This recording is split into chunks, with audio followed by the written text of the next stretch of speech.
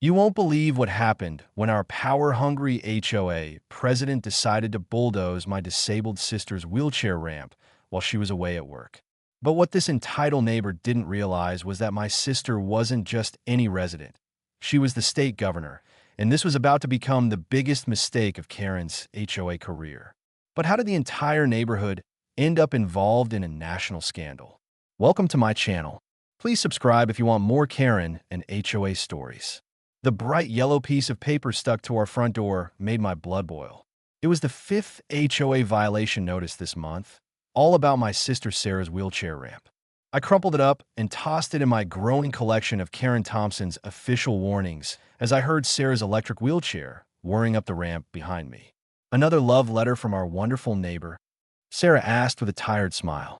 The dark circles under her eyes showed how exhausted she was from her new job, but she never complained. Not about work, not about the car accident that put her in the wheelchair 6 months ago, and not even about Karen's constant harassment. You'd think being HOA president would keep her busy enough without stalking our house, I said, watching through her kitchen window as Karen stood in her driveway, taking pictures of our ramp with her phone. Her perfectly highlighted hair and designer workout outfit couldn't hide the look of pure spite on her face. I remember the day we installed the ramp. We had followed every rule in the book, hired a licensed contractor, got the proper permits from the city, and even used the exact shade of gray paint that matched our house trim. But Karen showed up before the concrete was even dry, waving the HOA rule book like it was some kind of magic wand.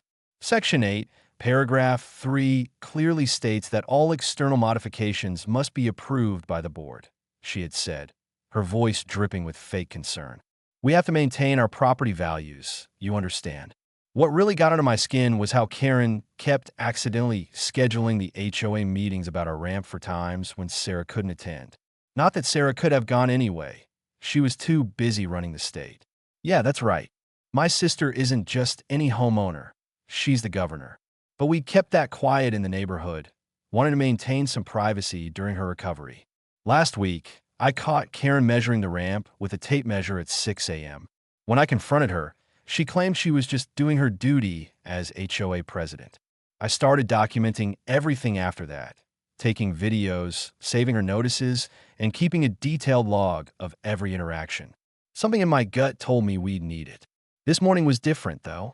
As I helped Sarah into her car for a physical therapy appointment, I noticed Karen huddled with 2 men in suits near her house, pointing at our ramp and gesturing dramatically. One of them was writing in a notebook, and the other was taking more pictures. I don't like this, I told Sarah. Maybe it's time we let them know who they're really dealing with. Sarah shook her head. I won't use my position to get special treatment. We'll handle this the right way, through proper channels.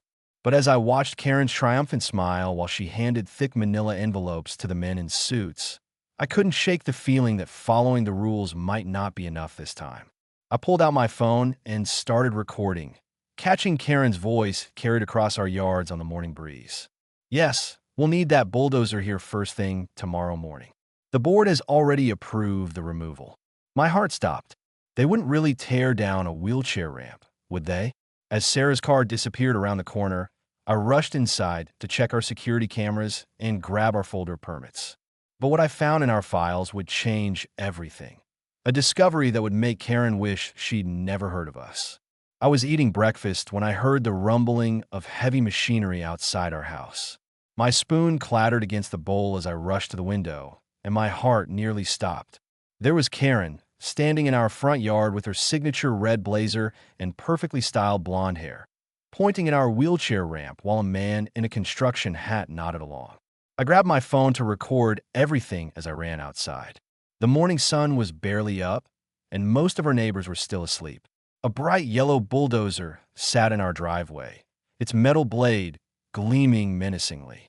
2 workers in orange vests were measuring the ramp with bright yellow tape measures, while Karen clutched a stack of papers to her chest like they were made of gold. "What do you think you're doing?" I called out, my voice shakier than I wanted it to be. Karen's face lit up with that fake smile she always wore at HOA meetings. "Oh good, you're home," she chirped, walking toward me in her designer heels that sank slightly into our fresh grass. "I have here an emergency order from the HOA board. This structure is in direct violation of community guidelines, Section 4.23. She waved a paper in my face, but pulled it back before I could grab it. I took a deep breath, just like Sarah taught me during her campaign speeches. Karen, we submitted all the proper paperwork. We have approval from the city. The city isn't the HOA, dear. She cut me off, her smile never wavering. And as president of the board, it's my duty to maintain our community standards. This ramp is an eyesore that's bringing down property values. Just look at how it clashes with the neighborhood aesthetic. The bulldozer revved its engine, and I felt my stomach drop. I pulled up the property maps on my phone that Sarah had made me save, showing our property lines and permits. This is illegal. You can't just demolish someone's property without proper notice or a court order. But Karen just laughed, a high-pitched sound that made my skin crawl. Notice was given 3 weeks ago via certified mail. We have the receipt right here. She pulled out another paper, showing a signature I'd never seen before. I frantically dialed Sarah's number, but it went straight to voicemail. Of course, she was in that closed-door budget meeting today. I tried her assistant, her security team, anyone I could think of, but nobody was answering. The construction workers started placing orange cones around our driveway. One of them looked uncertain, checking his paperwork multiple times. I noticed him whispering to his colleague, pointing at something that didn't seem right. If you do this, I warned, my voice growing stronger, you'll be hearing from our lawyers. This is a violation of the Americans with Disabilities Act. I started live streaming everything on my phone, making sure to catch every detail. Karen's smile finally faltered for a second. The HOA is exempt from. No HOA is exempt from federal law. I shouted, loud enough that lights started coming on in neighboring houses. Our elderly neighbor, Mr. Rodriguez, poked his head out his front door, then disappeared back inside when he saw Karen. But she had already turned to the bulldozer operator, giving him a sharp nod. The machine roared to life, its treads crunching against our driveway. I watched in horror as the blade lowered toward the ramp that had taken us weeks to get properly installed. Last chance, Karen, I said, my phone steady in my hands. You're making a huge mistake. She turned back to me, her eyes cold despite her smile.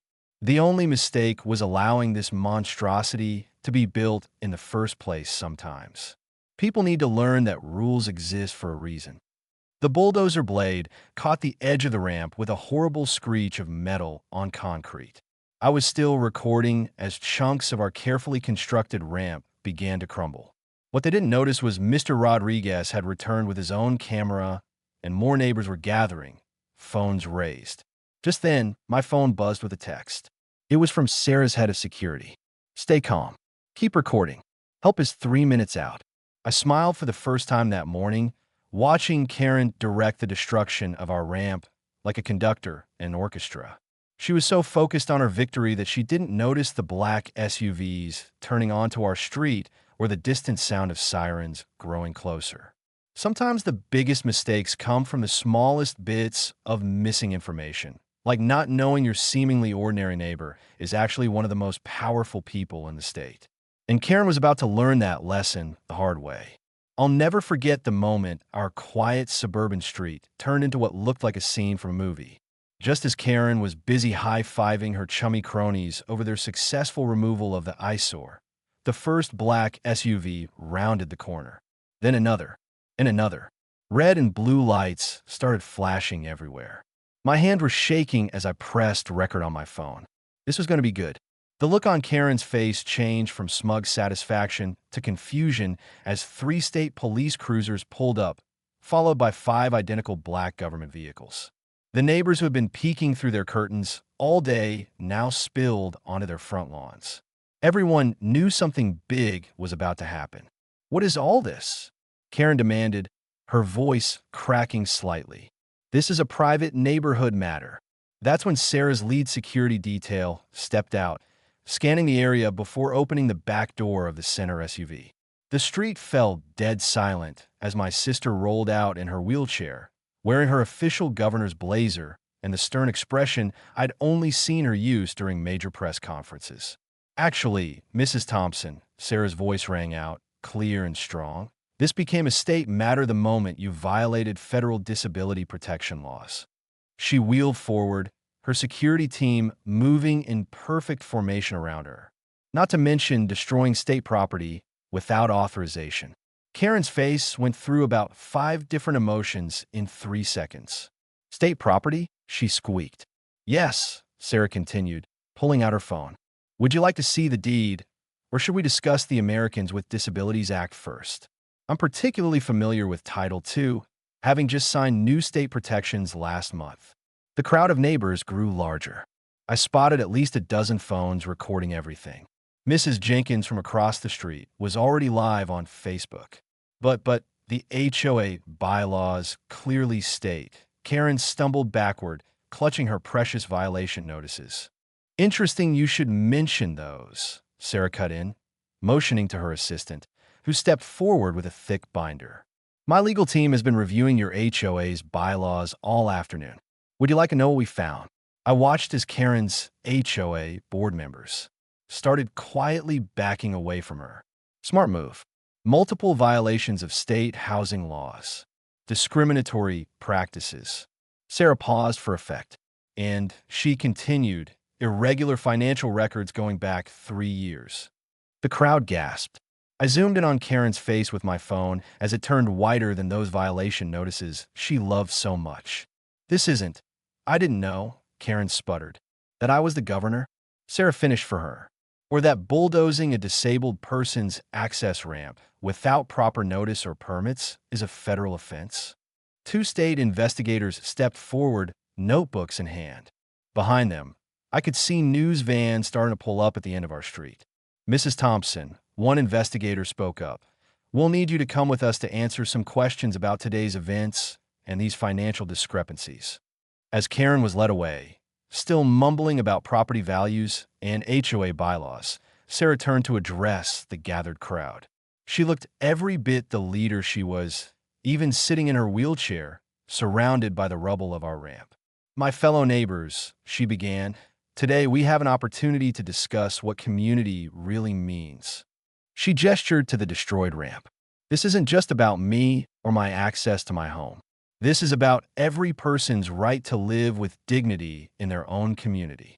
The faces in the crowd showed shame, anger, and, most importantly, understanding. But as I watched Karen being escorted to a police car, still clutching her HOA rule book, I couldn't help but wonder what would happen to our peaceful neighborhood after this explosive evening. And more importantly, how many other HOAs out there were pulling the same tricks Karen had been getting away with for years. The morning after the bulldozing incident, I woke up to my phone buzzing like crazy. Our security camera footage had gone viral overnight, and news vans were already lined up outside our house. But that wasn't even the craziest part. My old high school friend, who became a civil rights lawyer, had called with shocking news about Karen's past HOA violations. I couldn't believe my eyes when I opened the files he sent. Karen had been sued 3 times before for similar stunts in other neighborhoods, but she'd always managed to settle quietly and move on to terrorize a new HOA. This time, she'd picked the wrong house on the wrong day. Sarah, being the amazing governor she is, didn't just get mad, she got organized. She called an emergency press conference right on our front lawn, with the destroyed ramp pieces still scattered behind her. The reporters went wild when she pulled out a stack of papers showing how Karen had broken not just federal disability laws, but also violated 17 different state housing regulations. But here's where it gets really interesting. Our elderly neighbors started coming forward one by one. Mrs. Chun from across the street revealed how Karen had forced her to remove her medical garden. Mr. Rodriguez showed documentation of how she'd fined him for having a wheelchair lift installed for his veteran father. Even the quiet Baker family spoke up about being threatened with fines for their autistic son's sensory-friendly playground equipment. The neighborhood I'd known for years suddenly felt different. People were talking to each other, sharing stories, standing together. Karen tried to call an emergency HOA meeting to address these unfounded accusations, but nobody showed up, except for her 2 loyal followers from aboard. Meanwhile, Sarah had invited disability rights advocates to our house, and half the neighborhood came to learn about accessible housing rights. just when we thought things couldn't get more intense. Someone leaked Karen's HOA financial records. Turns out, she'd been using the fines she collected to pay for her own home renovations, claiming they were board-approved community improvements. The HOA's lawyer quit on the spot, and 3 board members resigned through angry emails that somehow found their way to the local news. Karen still wouldn't back down. She showed up at our house the next morning with a cease and desist letter, demanding we stop spreading lies about her. What she didn't expect was to walk right into a meeting between Sarah and the state housing commissioner, who was very interested in reviewing every HOA decision Karen had made in the last 5 years. The look on Karen's face when she realized her HOA reign of terror was crumbling around her was almost worth all the drama. Almost. But the best part was watching our neighbors put up support-accessible housing signs in their yards, one by one, until Karen's house stood alone without one. The news helicopters circling overhead captured it all, and by sunset, our story had made national headlines. As I watched more neighbors gather on our lawn that evening, sharing stories and planning a new, inclusive HOA, I couldn't help but wonder, how had one wheelchair ramp sparked such a massive change? But the night wasn't over yet. Sarah had just received some interesting documents about the bulldozing company's connection to Karen's private contracting business. The next morning, I woke up to hundreds of messages from neighbors sharing their own HOA horror stories. My phone kept buzzing with news reporters wanting to talk about what happened. But what really caught my attention was the email from Mrs. Rodriguez, our elderly neighbor, who Karen had fined last month for having a garden gnome. She had proof of Karen breaking other laws, too. I printed out every HOA rule and spent the whole day highlighting the parts Karen had ignored. Sarah's legal team found out Karen never even filed the right papers to become HOA president. She just took over when the old president moved away, and nobody dared to question her. The more we dug, the more dirt we found. And something amazing happened. Our story reached Tommy Chin, a famous YouTube lawyer who makes videos about unfair housing rules. He flew in to meet with Sarah and offered to help us sue Karen and the HOA for free. His video about our case got millions of views in just one day. Karen tried to save herself by calling an emergency HOA meeting. But this time was different. Instead of her usual empty room with 2 sleepy neighbors, the community center was packed. People who'd never spoken up before shared stories of Karen's bullying. Mr. Jenkins showed pictures of his daughter's treehouse that Karen made him tear down. The Wilson family talked about their Christmas lights Karen said were too bright. Then Sarah rolled up to the microphone, and she didn't just talk about the ramp. She revealed her big plan. She'd been working on a new law to protect homeowners from HOA abuse. The room erupted in cheers when she announced it would be called the Right to Home Happiness Act. But the best part? Our security camera footage showed Karen had lied on official papers about getting permission to bulldoze the ramp. That's when her own lawyer dropped her case. 2 days later, we watched Karen pack up her prized rose bushes, the ones she'd forced everyone else to copy, and move away. The new HOA board is amazing. They turned the old violations office into a community help center. Now, instead of sending fines, they send welcome baskets to new neighbors. They even started a program to help elderly residents with home repairs. Sarah's ramp got rebuilt, but better than before. Local artists painted it with beautiful flowers, and it has cool lights that make it glow softly at night. Kids from a neighborhood actually think it's the prettiest thing on our street. Last week, Sarah held a barbecue for the whole neighborhood in our backyard. Watching everyone laugh and share food, where Karen once stood yelling about grass height rules, made me realize something huge. Sometimes, the worst moments lead to the best changes. Remember that bulldozer company? They now offer free ramp installations to disabled residents across the state, and their CEO personally apologized to Sarah. They even started a scholarship fund for students studying disability rights law. The biggest surprise came yesterday. I got promoted to run the state's new homeowner protection office. My first job? Teaching other neighborhoods how to turn their HOAs from bullies into helpers. Sarah says we're just getting started. And you know what?